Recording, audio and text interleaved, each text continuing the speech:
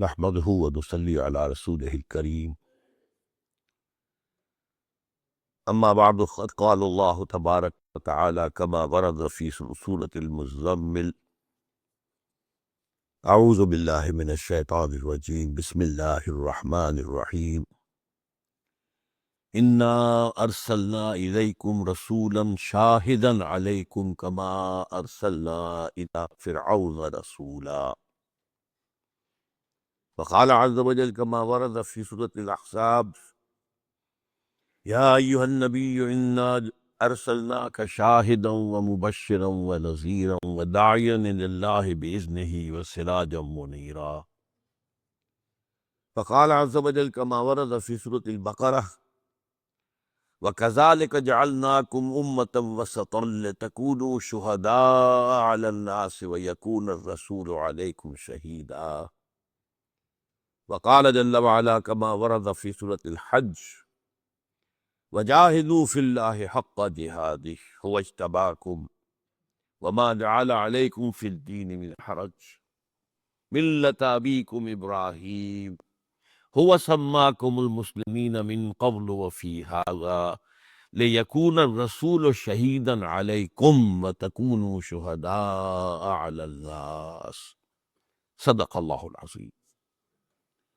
رب اشرح لي صدري ويسر لي أمري واحلل عقدة من لساني يفقهوا قولي اللهم ربنا ألهمنا رشد ما واعظنا من شرور أنفسنا اللهم أرنا الحق حقا وارزقنا اتباعه وأرنا الباطل باطلا وارزقنا اجتنابه اللهم وفقنا لما تحب وترضى اللهم وفقنا أن نجاهد في سبيلك حق جهادك اللهم ارزقنا شهادة في سبيلك آمین یا رب العالمین۔ یکم محرم الحرام یہ یوم شہادت تھا حضرت عمر رضی اللہ تعالی عنہ کا۔ اس سے چند دن پہلے ذی الحجہ کے اواخر میں شہادت ہوئی حضرت عثمان کی رضی اللہ تعالی۔ تو ان ایام میں شہادت پر بہت سی موضوعات، بہت سے مضامین، بہت سے اسپیشل فیچر، اخبارات کے خاص اشاعتیں، مقالات کے عنوانات، شہادت شہادت شہادت شہادت۔ آج اس کے ضمن میں ذرا تحقیقی انداز میں بات کرنی ہے۔ اس شہادت کے لغوی معنی کیا ہیں، شہادت کے اصطلاحی معنی کیا ہیں، اور قرآن مجید کا فلسفہ شہادت کیا ہے۔ اس اعتبار سے ذرا بڑی بنیادی باتیں مجھے آج آپ سے کرنی ہیں۔ سب سے پہلے یہ سمجھیے کہ شہادت کے لفظی معنی کیا ہے۔ شاہد یشہد کے معنی ہے موجود ہونا۔ شاہد وہ ہے جو موجود ہے۔ آپ کو معلوم ہے جو نماز جنازہ کی دعا ہم پڑھتے ہیں، اللہم اغفر لحینا و میتنا و شاہدنا و غائبنا و صغیرنا و کبیرنا، اے اللہ بخش دے ہم میں سے ان کو بھی جو موجود ہیں اور ان کو بھی جو موجود نہیں ہے، وہ بھی جو بڑے ہیں وہ بھی جو چھوٹے ہیں، وہ بھی جو زندہ ہے وہ بھی جو فوت ہو گئے۔ تو شاہد کے معنی ہے موجود ہونا۔ شاہد یشہد موجودگی، یہ ہے اصل سینس، اصل بنیاد۔ البتہ یہاں سے اٹھ کر یہ لفظ دو مزید معنی میں استعمال ہوتا ہے۔ پہلا مفہوم ہے گواہی۔ اب اس کا تعلق کیا ہے؟ اصل گواہی اسی کی ہوتی ہے جو وقوع پر موجود ہو، جس کو ہم کہتے ہیں عینی شاہد، جس نے کہ خود اپنی آنکھوں سے مشاہدہ کیا ہو کہ کیا واقعہ ہوا، کیسے ہوا، حادثہ ہوا تھا تو کیسے ہوا تھا، کسی نے قتل کیا تھا تو کیسے کیا تھا۔ تو شاہد کے معنی گواہ، اور شہادت گواہی۔ اور دوسرے یہ کہ شاہد کے معنی پیدا ہوئے مددگار۔ مدد وہی کر سکتا ہے جو موجود ہو۔ لاکھ آپ کا چاہنے والا ہے، آپ سے محبت کرتا ہے، آپ پر جان نثار کر سکتا ہے، لیکن موجود ہی نہیں ہے تو کیا کرے گا؟ تو موجودگی ہی کے ساتھ جو ہے وہ مدد ہوا، اور موجودگی ہی کے بنیاد پر گواہی ہے۔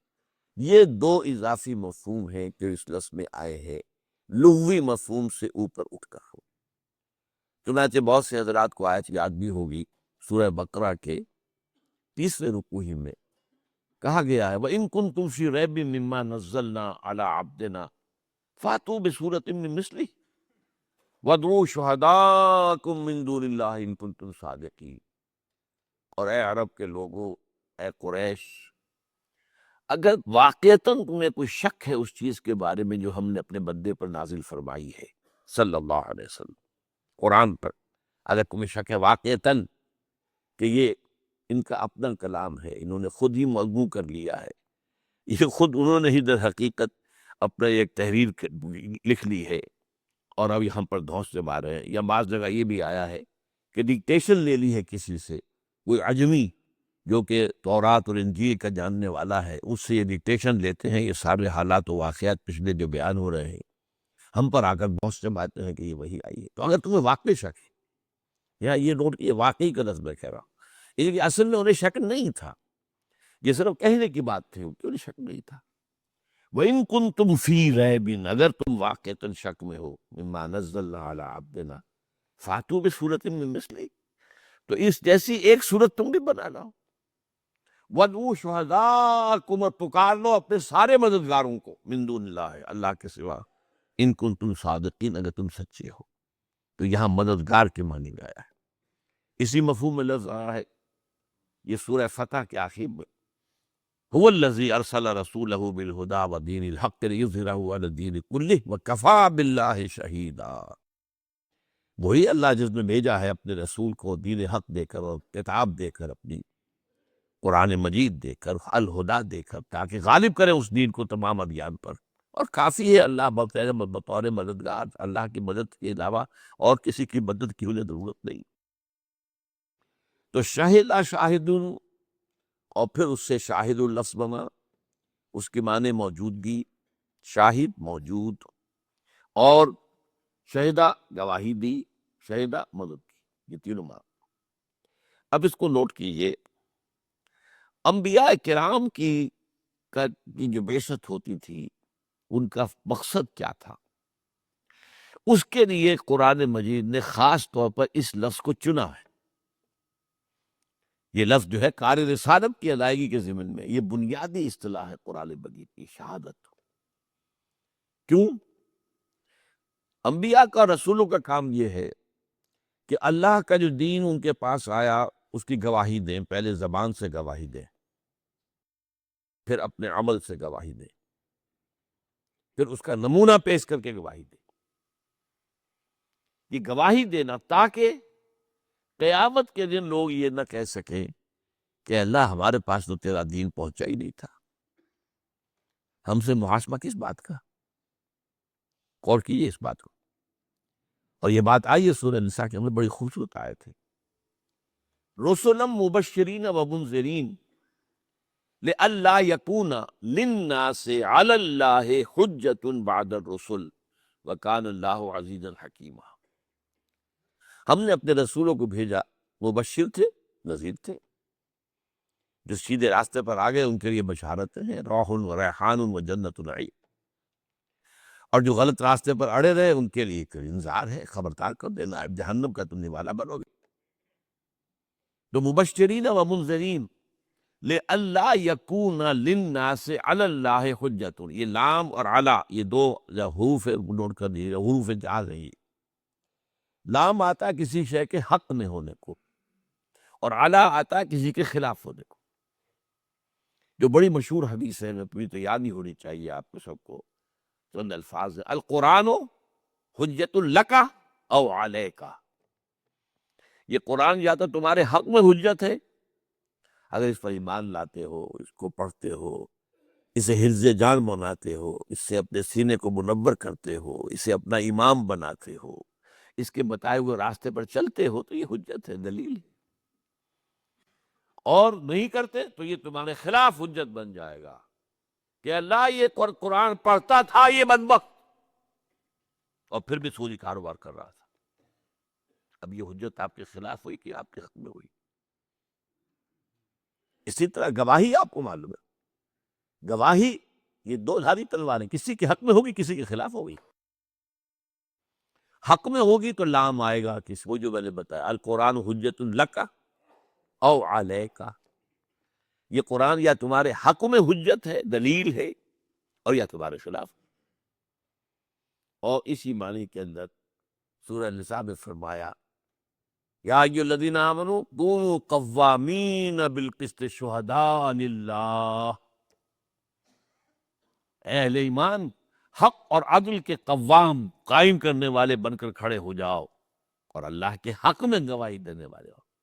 لام آیا یہاں کے شہداء للہ، ایک ہوگا شہداء اللہ، وہ ابھی بعد میں آئے گا، شہداء علی الناس وہ بعد میں بھی آئے گا۔ تو شہادت جو ہے در حقیقت انبیاء اور رسل کی بعثت کا اصل مقصد ہے، تاکہ وہ یہ نہ کہہ سکیں یہ ہمارے پاس تو کوئی بات آئی نہیں، کوئی دعوت آئی نہیں، کوئی پیغامبر آیا نہیں، کوئی نذیر نہیں آیا، کوئی بشیر نہیں آیا۔ تو اس حوالے سے جو انبیاء کے کار رسالت ہے اس کے لیے لفظ ہے شہادت۔ اب اس معنی میں دو آیتیں میں نے آپ کو سنائی، مقصد بعثت محمدی اور اس کے نتیجے میں فرض رسالت امت، وہ کیا ہے؟ وَكَذَلِكَ جَعَلْنَاكُمْ أُمَّةً وَسَطًا لِتَكُونُوا شُهَدَاءَ عَلَى النَّاسِ وَيَكُونَ الرَّسُولُ عَلَيْكُمْ شَهِيدًا۔ اب یہاں علی آیا ہے دو طرف۔ اسی طرح ہم نے مسلمانوں کو درمیانی امت بنایا ہے، بہترین امت بنایا ہے۔ کس لیے بنایا ہے؟ آپ کوئی چھوٹی سی ایسوسیشن بناتے ہیں، اس کے بھی ایمز اینڈ آبجیکٹس مرتب کرتے ہیں، کس لیے بنا رہے ہیں؟ آپ اگر کوئی لمیٹڈ کمپنی بناتے ہیں، اس کے آرٹیکل آف ایسوسیشن کے ساتھ میمورنڈم پہلے ہوتا ہے، کس لیے بنا رہے ہیں؟ کیا کاروبار کرنا ہے؟ کیا سکوپ ہے اس کمپنی کا؟ کیا سکوپ ہے بزنس کا؟ تو تمہیں امت بنایا، کیوں بنایا؟ کس لیے بنایا؟ وَكَذَلِكَ جَعَلْنَاكُمْ أُمَّةً وَسَطًا لِتَكُونُوا شُهَدَاءَ عَلَى النَّاسِ، تاکہ تم ہو جاؤ گواہ لوگوں کے خلاف، اور رسول وَيَكُونَ الرَّسُولُ عَلَيْكُمْ شَهِيدًا، اور رسول ہو جائے تمہارے خلاف گواہ۔ یہ اعلیٰ کا میں بیان کر چکا ہوں، اس لیے اب ذرا ادھر ادھر نہ ہو آپ کا ذہن کہ رسول امت کے خلاف کیسے؟ ہم نے تو آج تک یہی سنا ہے کہ رسول تو امت کے حق میں شفاعت کریں گے، یہ کیا بات کہی جا رہی ہے؟ امت کے خلاف، علیکم شہیدہ، تمہارے خلاف۔ اس کو سمجھ لیجیے بات کو اچھی طرح۔ رسول آیا، اس نے دعوت پیش کی، اب اگر قوم نے انکار کر دیا تو قیامت کے دن کھڑے ہو کر رسول گواہی دے گا، اے اللہ میں نے تیرا دین، تیرا پیغام انہیں پہنچا دیا تھا، اپنے طرز عمل کے اب یہ پورے طور پر ذمہ دار ہیں، they are accountable, they are responsible۔ یہ قرآن مجید میں 3 دفعہ آیا۔ سورہ نساء کی آیت بڑی عجیب ہے اور اس کے ساتھ واقعہ وابستہ ہے کہ حضور نے ایک صحابی سے، غالباً عبداللہ ابن مسعود رضی اللہ تعالیٰ عنہ، فرمائش کی کہ مجھے کچھ قرآن سناؤ۔ انہوں نے عرض کیا حضور آپ کو سناؤں؟ آپ پر تو نازل ہوا ہے قرآن۔ فرمایا ہاں، لیکن مجھے دوسروں سے سن کر کچھ زیادہ ہی اس سے حظ حاصل ہوتا ہے۔ انہوں نے سورہ نساء پڑھنے شروع کر دی، پہلی آیت سے لے کر پڑھتے جا رہے ہیں۔ اب آپ تصور کیجئے حضور بھی گردن جھکائے ہوئے سن رہے ہیں، سارا مجمع سن رہا ہے۔ جب اس آیت پر پہنچے فَكَيْفَ إِذَا جِئْنَا مِن كُلِّ أُمَّةٍ بِشَهِيدٍ وَجِئْنَا بِكَ عَلَىٰ هَٰؤُلَاءِ شَهِيدًا، کیا ہوگا اس دن جب کہ ہم ہر امت میں سے ایک گواہ کھڑا کریں گے ان کے خلاف، اور آپ کو کھڑا کریں گے ان کے خلاف۔ فرمایا حضور نے بس حسبک بس کر۔ اب جو اٹھا کر سر دیکھا ہے حضرت عبداللہ بن مسعود نے، تو آپ کی آنکھوں سے آنسو روا۔ اس کو آج کی اصطلاح میں آپ سمجھیں گے پروزیکیوشن وٹنس۔ ہر امت کا رسول اس امت کے خلاف پروزیکیوشن وٹنس کی حیثیت سے آئے گا۔ اے اللہ میں نے پہنچا دیا تھا، اب یہ ذمہ دار ہے۔ They can't plead ignorance۔ یہ نہیں پلی لے سکتے کہ ہمیں معلوم نہیں، ہمیں بتائی نہیں گیا۔ چنانچہ یہ جو ہے 2 مرتبہ اور وَيَوْمَ نَبْعَثُ مِن كُلِّ أُمَّةٍ شَهِيدًا سورہ نحل میں آیا ہے، وَنَزَعْنَا مِن كُلِّ أُمَّةٍ شَهِيدًا سورہ قصص میں آیا ہے۔ اتنا اہم مضمون ہے یہ۔ اس کو میں ایک مثال سے سمجھایا کرتا ہوں، آپ میں سے بہت سے کو یاد بھی ہوگا، اس لیے بار بار یہ باتیں ریپیٹ تو ہوئی ہے۔ ذرا چشم تصور سے دیکھیے، 23 برس کی محنت شاقہ کے بعد وہ وقت آیا کہ عرفات کے میدان میں 1.25 کا بتپا جمع ہے اور حضور خطبہ دے رہے ہیں۔ یہ حجۃ الوداع ہے۔ اس خطبے میں آپ نے، بہت اہم خطبہ ہے، اس کے شائع بھی بہت سے لوگوں نے کیے ہیں۔ اچھا، ایسا بھی ہے کہ اصل میں حجۃ الوداع میں کچھ خطبہ آپ نے عرفات میں دیا، کچھ منی میں دیا، کچھ کہیں اور دیا، کچھ لوگوں نے ان سب کو جمع کیا ہے، کچھ نے علیحدہ علیحدہ کیا ہے۔ حال ہی میں کتاب چھپ کر آئی، اتنی موٹی کتاب خطبہ حجۃ الوداع میرے پاس آئی، بڑی تحقیق کی اس شخص، بڑی تحقیق کی۔ لیکن یہ کہ اس میں آپ نے اپنی تعلیم کے جو اہم نکات ہیں انہیں بار بار بیان کر کے، اور اس کے بعد سوال کیا، الا هل بلغت، لوگوں میں نے پہنچا دیا یا نہیں؟ اور پورے مجمع نے کہا، اور یہ عام عادت کے خلاف ہے، صحابہ حضور کے سوال کا فوراً جواب نہیں دیا کرتے تھے، چپ رہتے تھے کہ شاید حضور بس اس کے بعد کچھ فرمائیں گے، خود ہی وضاحت کر دیں گے۔ یہاں اور عام طور پر جواب ہوتا تھا مختصر، یہاں جواب بہت مفصل ہے۔ انا نشہد انک قد بلغت الرسالۃ وادیت الامانۃ ونصحت الامۃ وکشفت الغمۃ، ہم گواہ ہیں حضور، آپ نے رسالت کا حق ادا کر دیا، آپ نے امانت کا حق ادا کر دیا، یہ دین آپ کے پاس امانت آیا تھا، ہمارے لیے بھیجا تھا اللہ نے، یہ قرآن آپ کے پاس تو امانت تھا، بھیجا تو ہمارے لیے تھا۔ آپ نے امت کا حق نصیحت، حق خیر خواہی ادا کر دیا، آپ نے گمراہی کے بادل، گمراہی کے اندھیارے ختم کر دیے، ہم گواہ۔ 3 دفعہ حضور نے سوال کیا، الا هل بلغت، اور 3 دفعہ جواب، انا نشہد انک قد بلغت الرسالۃ ونصحت الامۃ وکشفت الغمۃ، یہ 3۔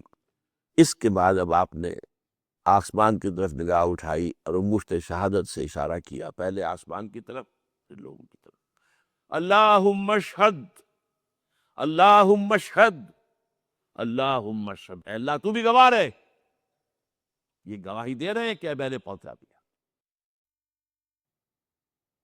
اسی کا نقشہ وہاں ہوگا جب امت محاسبے کے لیے آئے گی، نبی سے پوچھا جائے گا آپ نے پہنچا دیا تھا کہ نہیں؟ وہ کہے کہ میں نے پہنچا دیا تھا، اے اللہ انہوں نے گواہی دی تھی، میں ان سے گواہی لے کر آیا تھا، میں نے پہنچانے کا، تبلیغ کا حق ادا کر دیا تھا۔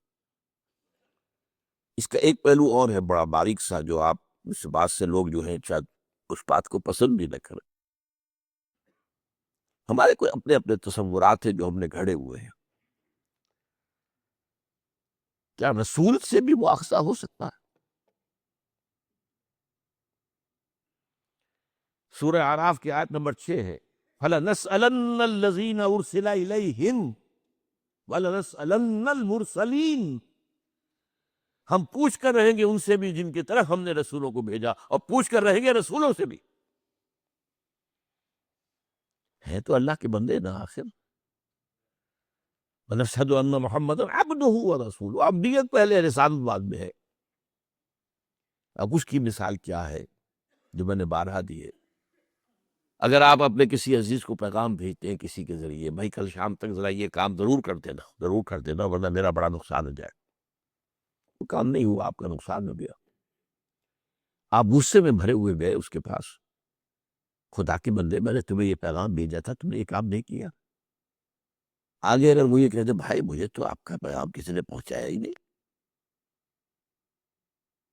آپ پتاشے کی طرف بیٹھ جائیں گے کہ نہیں؟ غصہ کہاں رہا؟ اب غصہ کس پر آئے گا؟ اس پیغامبر پر، اللہ کے بندے میں نے تیرے ذمہ یہ کام لگایا تھا، تم نے نہیں پہنچایا، میرے نقصان کے ذمہ دار اب تم ہو۔ یہ ہے وہ ٹرائنگل۔ ہم پوچھیں گے رسولوں سے بھی تم نے پہنچا دیا تھا کیوں نہیں؟ اللہ ہاں، اللہ کہ اللہ جانتا ہے، لیکن یہ تو ہے نا جیسے کہا جاتا ہے کہ justice should not only be done, it should appear to have been done۔ ویسے تو اللہ کے علم میں ہے میں نے کیا کیا، آپ نے کیا کیا، حساب کی ضرورت کیا ہے، حساب کتاب کی ضرورت کیا ہے؟ کیا اللہ کے علم میں نہیں ہے؟ ہر شخص کوئی لے کر آیا اللہ کے علم میں، لیکن نہیں. Justice has to appear to have been done. آؤ لاؤ، کوئی تمہارے پاس اگر عذر ہے لاؤ، پیش کرو، دلیل ہے تو لا ہاتھوں برہانکم. تو اس میں اب رسولوں سے پہلے پوچھا جائے گا. یہی اسی کا نقشہ ہے سورہ مائدہ کے آخر میں. اے عیسیٰ ابن مریم، کیا تم نے کہا تھا ان لوگوں سے کہ مجھے اور میری ماں کو بھی اللہ کے سوا خدا بنا لینا؟ کس قدر سخت انداز ہوا، پر جلال انداز. انت قلت للناس، وہ کہتے ہیں اللہ میں نے ہرگز نہیں کہا، میں نے تو وہی کہا تھا جس کا تو نے مجھے حکم دیا تھا. تو یہ ہے اصل میں شہادت. شہادت دنیا میں ہے دعوت، تبلیغ، بات پہنچانا، جو بات کہہ رہے ہیں اس کا نمونہ پیش کر کے حجت قائم کر دینا. اگر انفرادی بات کہہ رہے ہیں تو انفرادی شخصیت میں اس کا نقشہ پیش کرو. اگر اجتماعی بات کر رہے ہو تو اجتماعی کا نظام قائم کر کے پیش کرو. یہ ہوگی حجت، یہ ہوگی شہادت، یہ ہوگی گواہی. اگر یہ نہیں کرتے تو دوسروں کی گمراہی کا وبال تم پر آئے گا. وَكَذَلِكَ جَعَلْنَاكُمْ أُمَّةً وَسَطًا لِتَكُونُوا شُهَدَاءَ عَلَى النَّاسِ وَيَكُونَ الرَّسُولُ عَلَيْكُمْ شَهِيدًا. ہم نے تمہیں امت وسط بنایا اس لیے ہے تاکہ تم گواہ بنو پوری نوع انسانی پر، یعنی ان کے خلاف گواہ دینے والے. اے اللہ ہم نے پہنچا دیا تھا ان کو، پوری نوع انسانی کو. We had conveyed your message to all the humanity at large. دو گواہی. اگر نہیں دیتے ہو تو دنیا کا الزام تم پر آئے گا. اللہ یہ تھے تیرے نبی کے نام لیوا، یہ تھے بدبخت تیری کتاب کے امین، یہ ہمیں کیا پہنچاتے، انہوں نے اس میں خود عمل نہیں کیا. دوسروں کے جرم کا وبال ہم پر آ جاتا نہیں. یہ کہتے کچھ تھے، کرتے کچھ تھے. قرآن پڑھتے تھے، باز نہیں آتے سود سے تو اللہ اور اس کے رسول کی طرف سے اعلان جنگ ہے. پڑھتے تھے، تحس سے مسئلے ہوتے تھے، سارا کاروبار کا سود پہ چلتا تھا. اسی میں سے حج ہوتے تھے، اسی میں سے عمرے ہوتے تھے. تو مجرم یہ ہے. سمجھ رہے اس بات؟ وَكَذَلِكَ جَعَلْنَاكُمْ أُمَّةً وَسَطًا لِتَكُونُوا شُهَدَاءَ عَلَى النَّاسِ وَيَكُونَ الرَّسُولُ عَلَيْكُمْ شَهِيدًا. اور اہم مضامین ہمیشہ قرآن میں کم سے کم دو جگہ آتے. سورہ حج کے آخر میں یہ مضمون آیا، یہ آخری آیت ہے سورہ حج کی. وَجَاهِدُوا فِي اللَّهِ حَقَّ جِهَادِهِ. اے مسلمانوں، اللہ کے لیے جہاد کرو جتنا کہ اس کے جہاد کا حق ہے. ایک یہ ہے کہ انگلی کٹوا کے شہیدوں میں نام لکھوا لے، تھوڑے سے چندے دے دیے کسی نیک کام کے لیے، بس وہ ہمارا فرض پورا ہو گیا. حق کا جہاد یہی، جتنا کہ حق ہے اور جیسا کہ حق ہے اللہ کے لیے جہاد کرنے کا، ویسا جہاد کرو. هو اجتباکم، اس نے تمہیں چن لیا ہے. کیونکہ ذرا تلخ بات کافی آ گئی ہے، اب یہ بہت عمدہ بات آئی ہے، وہ بھی سن لو. اللہ نے تمہیں چن لیا. یہ جو یہودی کہتے ہیں we are the chosen people of the lord, یہ لفظ صحیح ہے. اللہ امتوں کو چوز کرتا ہے. اجتباع کے معنی کیا ہے؟ چن لیا. اس کے ہم وزن ایک لفظ ہے اصطفیٰ. محمد مصطفیٰ، احمد مجتبیٰ. استفاء کے معنی بھی پسند کر لینا، چن لینا. اجتماع کے معنی بھی چن لینا. ان میں فرق کیا ہے؟ ایک ہے کسی کا اپنی پسند کی بنیاد پر کسی شے کو لے لینا. ایک گلاب کا پودا ہے، 10 پھول لگے ہوئے، ہر ایک کی اپنی ایک شان ہے.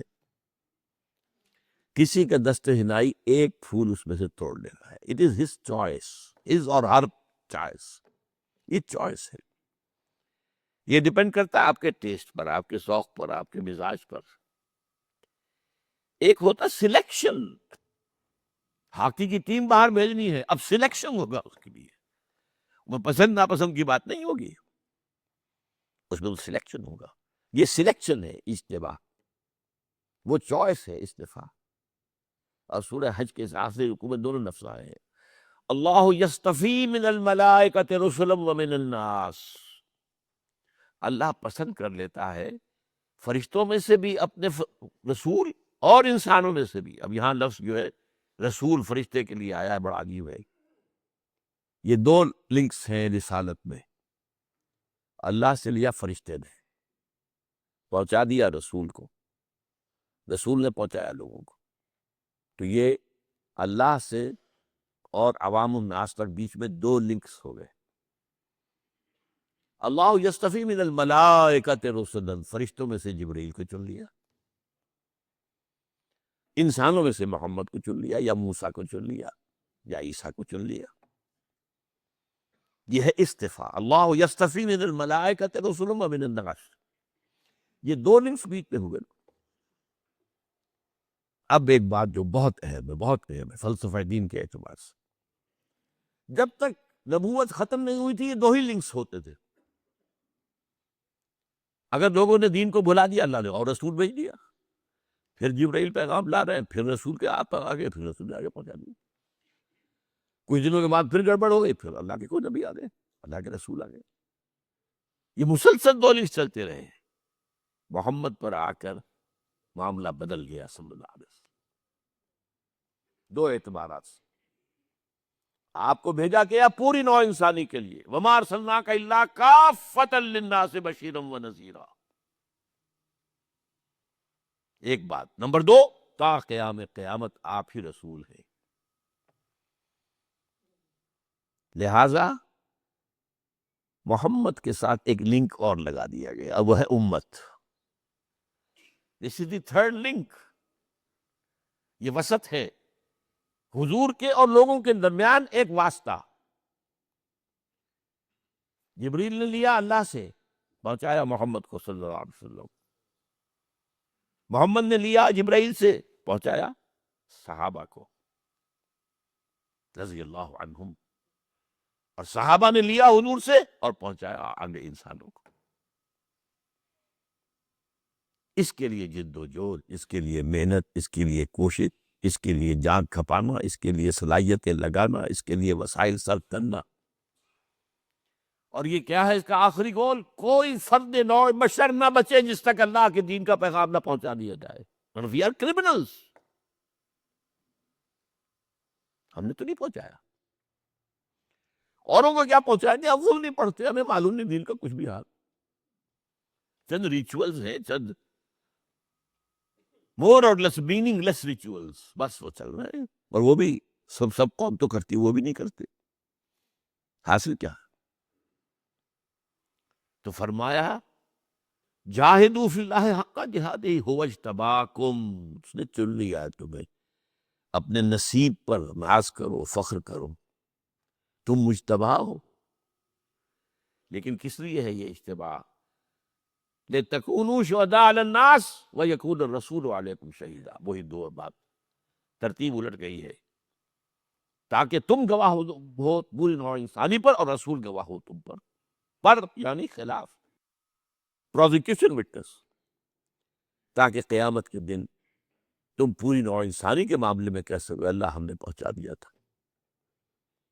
اور رسول تو پہلے کھڑے ہو کر کہیں گے اللہ میں نے تو انہیں پہنچا دیا تھا.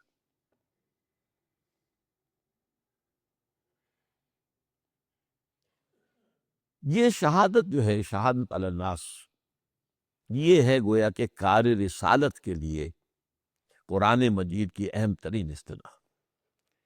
اسی لیے فرمایا کہ میں نے آیتیں پڑھی، انا ارسلنا الیکم رسولا شاہدا علیکم. اب شاہد کے معنی میں ذہن میں رکھیے اور علی کے معنی میں ذہن میں رکھیے. انا ارسلنا الیکم رسولا شاہدا علیکم کما ارسلنا الی فرعون رسولا فعصى فرعون الرسول فاخذناه اخذا وبیلا فکیف تتقون ان کفرتم. یہ خطاب کن سے ہو رہا ہے؟ اولاً قریش سے ہو رہا ہے، پھر عالم عرب سے ہو رہا ہے، پھر پوری امت سے ہے، پوری نوع انسان سے ہے. اس لیے کہ حضور کی امت جو ہے دونوں کر لیجیے، دو امتیں ہیں. ایک امت اجابت ہے جنہوں نے حضور کی بات کو دعویٰ یہ کرتے ہیں کہ ہم نے قبول کیا ہوا ہے، ہم اس میں ہیں. اور ایک امت دعوت ہے جنہیں دعوت دینی ہے حضور نے، وہ تو پوری نوع انسانی ہے. تو امت دعوت، امت اجابت. انا ارسلنا الیکم رسولا شاہدا علیکم کما ارسلنا الی فرعون رسولا. جیسے کہ ہم نے فرعون کی طرف ایک رسول بھیجا تھا، حضرت موسیٰ علیہ السلام. فعصا فرعون الرسول فاخذناہ اخذا وبیلا. تو فرعون نے رسول کی نافرمانی کی تو ہم نے پکڑا اس کو، پکڑنا وبال والا پکڑنا، غرق کیا قوم کے ساتھ. فکیف تتقون ان کفرتم، تو تم کیسے بچو گے اگر تم نے کفر کیا. قانون تو اللہ کا نہیں بدلتا، جو فرعون کا اس کے ساتھیوں کا حشر ہوا تو وہی تمہارا ہوگا. یہ گویا کہ خاص طور پر قریش کے لیے، عرب کے لوگوں کے لیے دھمکی تھی. شروع میں ان کا انکار بڑا شدید تھا، مذاق تھا، تمسخر کرتے تھے، استہزاء کرتے تھے، یہ جھوٹے ہیں، یہ مجنون ہے، یا پاگل ہو گئے ہیں، کوئی دماغ خراب ہو گیا ہے، کوئی افسایہ آ گیا ہے ان پر، کوئی جن نے جو ان کو اپنے قبضے میں، وغیرہ وغیرہ ساری باتیں کرتے. 10 سال میں بمشکل 100 آدمی آتا ہے، 100. اندازہ کیجیے 10 سال کے دن گنیں گے تو کتنے ہو جائیں گے؟ 10 سال کے مہینے جو ہیں 120 ہو جائیں گے، اور آدمی 100. گویا کہ ایک مہینے سے بھی زیادہ میں ایک آدمی آ رہا. لیکن پھر اللہ نے پھر رستہ کھلا، اور اس کے بعد ایک انقلاب آ گیا، ایک عظیم انقلاب آ گیا، ایک نیا نظام قائم ہو گیا دنیا کے اندر. پوری دنیا مانتی ہے، پوری دنیا مانتی ہے. ڈاکٹر مائیکل ہارٹ کو پڑھیے، A selection and gradation of the 100 most influential personalities of human history. پوری تاریخ انسانی میں سے 100 آدمی سلیکٹ کیے، سلیکشن، جنہوں نے تاریخ کے رخ کو موڑا. ایک تو وہ جو تاریخ کے رخ پر بہ رہے ہیں، میں اور آپ بہ رہے ہیں، یہ ڈان، وقت کا ڈان بہ رہا ہے، میں اور آپ بہ رہے ہیں. جو ویلیوز دنیا کی ہیں وہی ہم نے اختیار کر رکھے ہیں، جس چیز کے لیے سب بھاگ رہے ہیں، دوڑ رہے ہیں، ہم بھی بھاگ رہے ہیں، دوڑ رہے ہیں. یہ تو تاریخ میں بہنا ہے. بلکہ میں اس کے لیے ایک اور لفظ استعمال کیا کرتا ہوں. کچھ لوگ، بہت کم لوگ ایسے ہوتے ہیں جو زندگی کو گزارتے ہیں، زندگی ان کو گزارتی ہے. اصل میں ہم تو پیسو، جو بھی ماحول کریں گے بہ رہے ہیں. لیکن جنہوں نے تاریخ کے رخ کو موڑا ہے، کسی نے کم موڑا، کسی نے زیادہ موڑا، تو اس نے 100 آدمی چن لیے، اور پھر 100 میں گریڈیشن. سب سے زیادہ کس نے موڑا اور نمبر 1 پر لا رہا ہے محمد کو صلی اللہ علیہ وسلم. He is a Christian. I think he is still living. یہ کوئی 20 برس پہلے کتاب چھپی تھی مینہٹن میں. عیسائی ہونے کے باوجود حضرت عیسیٰ کو نمبر 3 پر لے گیا. وَجَاهِدُوا فِي اللَّهِ حَقَّ جِهَادِهِ، اس کے لیے حکم دیا جا رہا ہے. اے ایمان، اب جہاد کرو اللہ کے لیے، جیسا اور جتنا کہ اللہ کا حق ہے، اس لیے کہ اس نے تمہیں چن لیا. فخر کرو اپنے نصیب پر کہ تم امت محمد میں ہو. لیکن یہ کس لیے ہے؟ درمیان میں کوئی ایک ہے جو پرنسپل کلاس ہوتے ہیں، کچھ سبارڈینیٹ کلاس ہوتے ہیں. ایک لمبا سبارڈینیٹ کلاس ہے، وہ اس پر چھوڑ رہا ہوں. یہ سلیکشن کس لیے ہوا ہے؟ میں نے کہا کہ سلیکشن کسی مقصد کے لیے ہوتا ہے. چوائس کسی کی اپنی پسند پر ہے. چوائس، اٹس مائی چوائس، بات ختم ہو گئی. آپ اس سے دلیل مانگ نہیں سکتے، اٹس مائی چوائس. سلیکشن کے لیے آپ کو دلیل دینی پڑے کس لیے سلیکٹ کیا. تو آپ کا سلیکشن ہوا، سلیکشن گریڈ میں آ گئے. کہیے کس لیے؟ لِتَكُونُوا شُهَدَاءَ عَلَى النَّاسِ وَيَكُونَ الرَّسُولُ عَلَيْكُمْ شَهِيدًا، تاکہ تم گواہ ہو جاؤ پوری نوع انسانی پر، اور ان کے خلاف کھڑے ہو کر گواہی دے سکو میدان قیامت میں، اور رسول گواہ ہو جائے تم پر اور تمہارے خلاف گواہی دیں کہ اللہ، میں نے ان تک تیرا دین پہنچا دیا تھا بلا کم و کاست. اس کام کو کرتے ہوئے انسان اگر جان دے دے، خاص طور پر اگر اس راستے میں قتل ہو جائے، تو اب اس کو کہا جاتا ہے کہ یہ گویا کہ اس کی شہادت ثابت ہو گئی. ورنہ قرآن مجید میں قتل فی سبیل اللہ کے لیے لفظ کا کہیں بھی شہادت کا نہیں آیا. آپ میں سے اکثر کو یاد ہوگی آیت سورہ بقرہ کی، وَلَا تَقُولُوا لِمَنْ يُقْتَلُ فِي سَبِيلِ اللَّهِ أَمْوَاتٌ. یہ شہادت میں لفظ نہیں آیا. جو لوگ قتل ہو جائیں اللہ کے راستے میں، انہیں مردہ مت کہو. بل احیاء ولکن لا تشعرون، وہ تو زندہ ہے، تمہیں شعور نہیں۔ یہی بات سورہ آل عمران میں ہے، ولا تحسبن الذین قتلوا فی سبیل اللہ امواتا بل احیاء عند ربہم یرزقون۔ ہرگز مت کہنا ان کو کہ جو اللہ کے نام میں قتل ہو گئے ہوں کہ وہ مردہ ہیں، وہ تو زندہ ہیں، اپنے رب کے پاس رزق پا رہے ہیں۔ قرآن، پورے قرآن میں اللہ کی راہ میں قتل ہو جانے کے لیے لفظ نہیں آیا۔ ایک آیت میں امکان ہے، یہ سورہ آل عمران کی ایک آیت ہے، پورے قرآن میں ایک آیت جس میں امکان ہے۔ وہ چونکہ غزوہ احد کے بعد سورہ آل عمران نازل ہوئی ہے، اور اس میں مسلمانوں کو بڑا چرکا لگا تھا، بہت سخت۔ 70 صحابہ شہید ہوئے، حضور زخمی ہوئے، بے ہوش ہوئے، اتنا خون آپ کا نکل گیا جسم سے۔ اس میں جو صدمہ تھا مسلمانوں کو، اس کے لیے کہا جا رہا ہے وَتِلْكَ الْأَيَّامُ نُدَاوِلُهَا بَيْنَ النَّاسِ، دیکھو مسلمانوں، یہ دن ہم لوگوں کے درمیان الٹتے پلٹتے رہتے ہیں۔ کبھی ہم امتحان دیتے ہیں کچھ دے کر، کبھی امتحان لیتے ہیں کچھ لے کر، کبھی نعمتیں دیتے ہیں کہ شکر کرتا ہے یا نہیں، کبھی تکلیفیں دیتے ہیں کہ صبر کرتا ہے کہ نہیں۔ وَتِلْكَ الْأَيَّامُ نُدَاوِلُهَا بَيْنَ النَّاسِ لِيَعْلَمَ اللَّهُ الَّذِينَ آمَنُوا مِنْكُمْ وَيَتَّخِذَ مِنْكُمْ شُهَدَاءَ، تاکہ اللہ دیکھ لے کہ کون ہے تم میں سے وہ لوگ جو واقعتاً ایمان رکھنے والے ہیں، اور تم میں سے کچھ کو اپنا گواہ بنا دے۔ یہاں امکان ہے کہ یہاں یہ لفظ جو آیا ہے یہ مقتول فی سبیل اللہ کے معنی میں آیا ہو، ورنہ ایک اور حدیث میں نے بارہا آپ کو سنائی ہے، اس میں بھی لفظ مقتول کے لیے، قتل اللہ کی راہ میں قتل ہونے کے لیے لفظ قتل ہی ہے۔ سورہ توبہ کی آیت ہے، بہت مرتبہ یہاں ریفرنس آیا ہے، ان اللہ اشتری من المؤمنین انفسهم واموالهم بان لهم الجنہ یقاتلون فی سبیل اللہ فیقتلون ویقتلون، اللہ کی راہ میں جنگ کرتے ہیں، قتل کرتے بھی ہیں، قتل ہوتے بھی ہیں، لفظ قتل ہی آیا۔ حضور فرماتے ہیں لوددت ان اقتل فی سبیل اللہ ثم احیا ثم اقتل ثم احیا ثم اقتل، میری بڑی خواہش ہے کہ میں اللہ کی راہ میں قتل ہو جاؤں، پھر زندہ کیا جاؤں، پھر قتل ہو جاؤں، پھر زندہ کیا جاؤں، پھر قتل ہو۔ یہ نکتہ ذہن میں رکھ لیجئے گا، شاید کہ میں کبھی اس موضوع پر گفتگو بھی کر ہی لوں کھل کر۔ نبی اور رسول میں بعض چیزوں میں جو فرق ہے، نبی قتل ہو سکتے ہیں، رسول کبھی قتل نہیں ہو سکتا، ورنہ حضور کی خواہش اللہ تعالیٰ رد کر دیتا جس کے قانون کے خلاف ہے۔ یہ سنت اللہ ہے، اللہ تعالیٰ نے طے کر دیا ہے، کتب اللہ لاغلبن انا ورسلی، اللہ کا فیصلہ ہے میں اور میرے رسول تو غالب آ کر رہیں گے، رسول مغلوب ہو ہی نہیں سکتا۔ نبی مغلوب بھی ہو سکتا ہے، نبی مقتول بھی ہو سکتا ہے۔ حضرت یحییٰ قتل ہو گیا، عیسیٰ نہیں ہو سکتے تھے قتل، عیسیٰ کو زندہ اٹھا لیے۔ وما قتلوہ وما صلبوہ ولکن شبہ لہم، انبیاء قتل ہوئے، زکریا قتل ہوئے، یحییٰ قتل ہوئے، رسول قتل نہیں ہوئے۔ لیکن میں یہاں صرف حوالہ دے رہا تھا، لوددت ان اقتل فی سبیل اللہ ثم احیا ثم اقتل ثم احیا ثم اقتل، میری بڑی خواہش ہے کہ میں اللہ کی راہ میں قتل ہو جاؤں، پھر زندہ کیا جاؤں، پھر قتل ہو جاؤں، پھر زندہ کیا جاؤں، پھر۔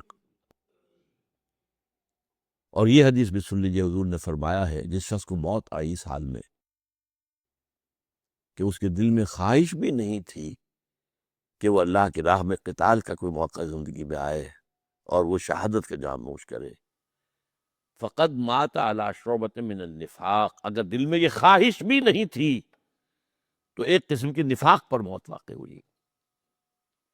یہ ٹھیک ہے، کتنے ہی صحابہ فوت ہو گئے ہوں گے 12 سال کے دوران مکے کے اندر، ابھی قتال کا مرحلہ آیا ہی نہیں تھا، لیکن دل کے اندر خواہش کا ہونا کہ خدا وہ وقت لائے کہ ہم میدان جنگ میں اپنے ہتھیلیوں پر اپنے سر رکھ کے حاضر ہو جائے، نذرانہ پیش کرنے کے۔ فَمِنْهُمْ مَنْ قَضَى نَحْبَهُ وَمِنْهُمْ مَنْ يَنْتَظِرُ، سورہ احزاب میں فرمایا صحابہ میں سے وہ بھی ہے جو اپنا نذرانہ پیش کر چکے، جانے دے چکے، سبک دوش ہو گئے، گردنیں اڑ گئی، اور وہ بھی ہیں جو ابھی منتظر ہیں۔ وَمِنْهُمْ مَنْ يَنْتَظِرُ وہ انتظار میں ہے کہ کب ہماری باری آ جائے۔ اب آپ یہ سمجھ لیجئے اس کار رسالت کی ادائیگی کرنے والا شخص نہ مرے تب بھی شہید ہے۔ رسول قتل نہیں ہو سکتا لیکن شہید ہے۔ شہیدن علیکم، شہید کا لفظ آ رہا رسول کے لیے، قتل تو ہو ہی نہیں سکتا۔ لیکن اس کام کو کرتے ہوئے چونکہ کچھ پتہ نہیں آج میں یا آپ یا کوئی اور اللہ کے دین کی اس کام میں لگے ہوئے ہیں، پتہ نہیں کل کسی فتنے میں پڑے۔ سورہ اعراف میں جو نقشہ کھینچا گیا ہے، وَاتْلُ عَلَيْهِمْ نَبَأَ الَّذِي آتَيْنَاهُ آيَاتِنَا فَانْسَلَخَ مِنْهَا، ایک نہایت عابد اور عالم اور زاہد شخص، لیکن پھر ایک فتنے میں پڑا اور ختم ہو گیا، سارا زہد اور تقوی ختم۔ وہ حدیث بھی ہم پڑھ چکے ہیں 40 نووی کے اندر، کہ ایسا بھی ہوتا ہے کہ جنتیوں کے اسے کام کر رہا ہے یہاں تک کہ اس کے اور جنت کے درمیان ایک بارش کا فاصلہ رہ جاتا ہے، اس کے بعد اس کی شیطان کا کوئی حملہ اس پر کارگر ہوتا ہے اور وہ جہنم میں جاتا ہے۔ تو جب تک زندہ ہیں ولنریبل ہیں ہم، ابھی اندیشہ ہے، جب تک کہ جان اس حالت میں نکل جائے تب ہوگا کہ فزت ورب الکعبہ، رب کعبہ کی قسم میں کامیاب ہو گئے۔ لہذا اس وقت تک کے لیے ہاں جو شخص اسی طرح کام کرتے ہوئے اگر اس نے کیا کہنے ہیں، اس نے اگر واقعتاً مقتول ہو گیا تو کیا ہی کہنے ہیں، نہ بھی ہو تب بھی وہ شہید ہے، وہ زندگی جس طریقے میں بھی آئے، موت جیسے بھی آئے وہ شہید۔ تو یہ ہے اصل شہادت۔ اس شہادت کے ذریعے سے، اس جد و جہد کے ذریعے سے، اس محنت کے ذریعے سے عرب میں اللہ کا دین غالب ہوا۔ پھر اس کے بعد ہماری جو خلافت راشدہ ہے اس کے دوران میں اسی شہادت، یہی شہادت مطلوب و مقصود مومن نماد غنیمت تک ایشور کشائی، یہ دین پھیلا۔ یہ شہادتوں کا سلسلہ چلتا رہا۔ ایک شہادت اور ہے، حضرت عمر کی شہادت کس معنی میں تھی؟ حضرت عثمان کی شہادت کس معنی میں تھی؟ کیا پس منظر تھا؟ حضرت حسین کی شہادت کس پس منظر میں؟ یہ بالکل ایک دوسرا کھاتا ہے۔ یہ شہادت جو ہے خلفائے ثلاثہ عمر، عثمان، علی، تینوں شہید ہوئے، تینوں قتل ہوئے۔ اگر یہ نہیں قتال کرتے ہوئے قتل نہیں ہوئے، عثمانی میں وہ جو عام شہادت کا مفہوم ہمارا ہے اس میں نہیں ہے، وہ تو قتل کر دیا کہ مسجد میں نماز پڑھنے آئے، پیچھے سے کسی نے حملہ کر دیا۔ تو حضرت عمر بھی ایسے ہی شہید ہوئے، حضرت علی بھی ایسے ہی شہید ہوئے، حضرت عثمان کو جو ہے بلوائیوں نے شہید کیا۔ لیکن ان شہادتوں کا پس منظر کیا ہے، اور جو واقعہ کربلا ہے اس کا پس منظر کیا ہے، تاریخی پس منظر، اس پر انشاءاللہ گفتگو ہوگی۔ اقول قولی ھذا واستغفر اللہ لی ولکم ولسائر المسلمین والمسلمات۔